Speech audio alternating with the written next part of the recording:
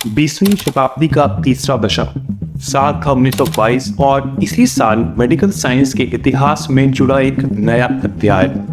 इसी साल नीदरलैंड के डॉक्टरों ने पहला जेंडर रीअसाइनमेंट सर्जरी यानी हिंदी में कहें तो लिंग परिवर्तन का सफल सर्जरी किया था और मानव इतिहास में एक नई उपलब्धि अपने नाम दर्ज कर ली। और मानव इतिहास में पहली बार लिंग परिवर्तन कराकर डोरा रिचर बने पहली ऐसी महिला जिनका जन्म पुरुष के शरीर में हुआ था। डोरा रिचर की कहानी भी काफी दिलचस्प है। डोरा 6 साल की उम्र में ही अपने पुरुष शरीर में असहज महसूस करने लगी थी और ठान लिया था कि इस शरीर से वो आजादी पा के रहेंगी। और फिर साल 1922 में सफल लिंग परिवर्तन सर्जरी के बाद उन्हें महिला का शरीर मिल गया, लेकिन उस समय की तत्कालीन जनता और सरकारों ने उसका पुरजोर विरोध किया और इस तरह की किसी भी एक्सपेरिमेंट और सर्जरी को पूरी तरीके से बैन कर दिया। लेकिन उस समय किसे ही पता था कि gender reassignment surgery transgender health sector का भविष्य में $5 बिलियन का इंडस्ट्री बन जाएगी। और आज के इस वीडियो में हम यही बात करने वाले हैं कि कैसे LGBTQ एक नई कम्युनिटी बनी जिसे 2010 से पहले शायद ही अपने आम जनता को इसके बारे में पता होगा और अचानक इस कम्युनिटी को इतना मैसिव सपोर्ट कहाँ से मिलने लगा है।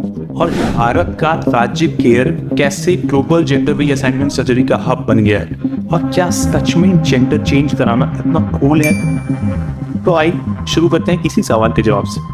28 साल की ट्रांस वुमेन अनन्या कुमारी जो कि पेशे से makeup artist, radio jockey turn model थी और अनन्या ने जून 2020 में कोची में अपना जेंडर रीअसाइनमेंट सर्जरी कराया था और ठीक 1 साल के बाद 20 जुलाई 2021 को एर्नाकुलम में अपने अपार्टमेंट में मृत पाई जाती है। अनन्या ने सुसाइड कर लिया था। Ananya Kumari Alex is found hanging in an apartment in Kochi. The 28-year-old had complained of discomfort following a sex change surgery that she underwent last year. Initial assessment by the police is that Ananya died by suicide. Ananya Kumari Alex कोई साधारण trans women नहीं थी, वो अपने community की leader थी और विधानसभा का चुनाव भी लड़ चुकी थी। जांच हुआ तो पता चला कि सुसाइड का कारण मेडिकल नेग्लिजेंस है, क्योंकि अनन्या ने सुसाइड से ठीक पहले ही सोशल मीडिया पोस्ट के जरिए बताया था कि सर्जरी के बाद काफी फिजिकल पेन और डिस्कम्फर्ट का सामना करना पड़ रहा है उन्हें और साथ साथ इमोशनली भी वो अपने नए शरीर को एक्सेप्ट नहीं कर पाई है और आखिरकार डिप्रेशन में आकर अपनी जान ले लेती है।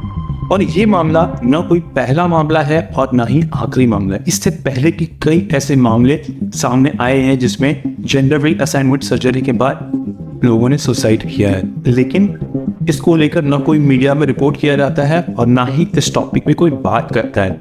Now coming to the legal status की कानून क्या है जेंडर रीअसाइनमेंट सर्जरी का और भारत में कब इसको लीगली वैलिड किया गया। नीदरलैंड पहला ऐसा देश था जहां इसे कानूनी वैधता दी गई, पर भारत में पहली बार 2014 में सुप्रीम कोर्ट के 2 जजों के बेंच जिसमें जस्टिस के राधाकृष्णन और जस्टिस AK सिकरी थे, उन्होंने ऐतिहासिक फैसला देते हुए पहली बार थर्ड जेंडर के लिए लीगल स्टेटस दिया और संसद को आदेश दिया था कि इस पर कानून बनाया जाए। और फिर 2019 में संसद में ट्रांसजेंडर प्रोटेक्शन एक्ट बना।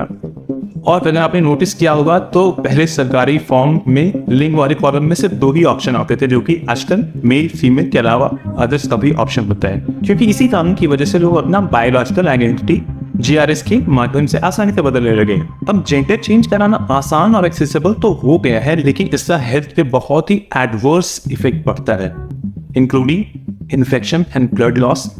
साथ साथ इसकी रिकवरी टाइम भी बहुत ज्यादा है, कई बार तो कई महीने लग जाते हैं, जिसका सीधा असर जेंडर रीअसाइनमेंट सर्जरी कराने वालों के प्रोडक्टिविटी पड़ता है। और इसके पोटेंशियल कॉम्प्लिकेशन के बारे में बात करें तो nerve damage, loss of sensation के साथ साथ कई बार एडिशनल सर्जरी की भी जरूरत पड़ती है। लेकिन इससे भी ज्यादा डिफिकल्ट होता है GRS कराने वाले इंसान को साइकोलॉजिकली एडजस्ट करना, क्योंकि इस सर्जरी के बाद आपकी बॉडी ही नहीं बल्कि पूरा आइडेंटिटी बदल जाता है। तो फिजिकल के साथ साथ इमोशनल डिस्कम्फर्ट का भी सामना करना पड़ता है, which eventually leads to anxiety and depression। America के जर्नल ऑफ मेडिकल एसोसिएशन ने 2019 में एक स्टडी पब्लिश किया था जिसमें ये बताया गया था कि हर 1 लाख ट्रांस लोगों में से 500 लोगों की मौत या तो सर्जरी के दौरान हो जाती है या पोस्ट सर्जरी डिस्कम्फर्ट या कॉम्प्लिकेशन की वजह से हो जाती है। पिछले कुछ सालों में आपने देखा होगा कि इस LGBTQ कम्युनिटी को बहुत ज्यादा सपोर्ट मिल रहा है। जहां कुछ साल पहले तक ट्रांस पीपल अपने आइडेंटिटी या सेक्सुअल ओरिएंटेशन या प्रेफरेंस को छुपाते थे, अब वो इसे प्राउडली सेलिब्रेट करते हैं। तो अब अचानक ऐसा क्या हुआ कि इन चीज़ों को लोग सपोर्ट करने लगे हैं? तो इसका जवाब है PR कैंपेन में हमेशा किसी का पैसा लगा होता है।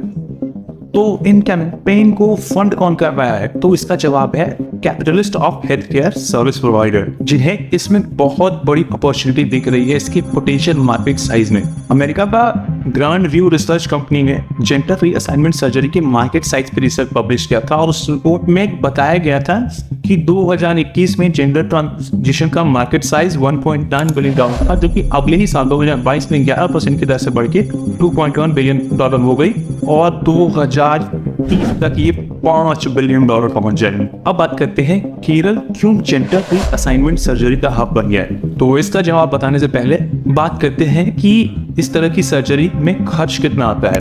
William institute eight UCLA school of law के अनुसार US मार्केट में इसका सब मिलाकर 20,000 से $50,000 यानी लगभग 16 लाख से 40 लाख रुपए तक का खर्च आता है, जो अलग अलग देश में वेरी करता है, जिसमें साउथ कोरिया और चीन है। वही अगर भारत की बात करें तो इसका कॉस्ट सब मिला जुलाकर 5 से 6 लाख रुपया नहीं है।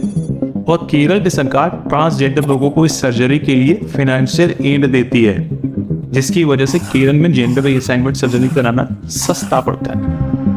तो आशा करता हूँ इस वीडियो से आपको वैल्यू मिला होगा और लाइक तो आप कर ही चुके होंगे। और ऐसे ही amazing content over research video देखने के लिए हमारे चैनल को सब्सक्राइब करें और उस वीडियो को अपने फ्रेंड और फैमिली के साथ शेयर करें। तब तक के लिए बहुत बहुत शुक्रिया, धन्यवाद।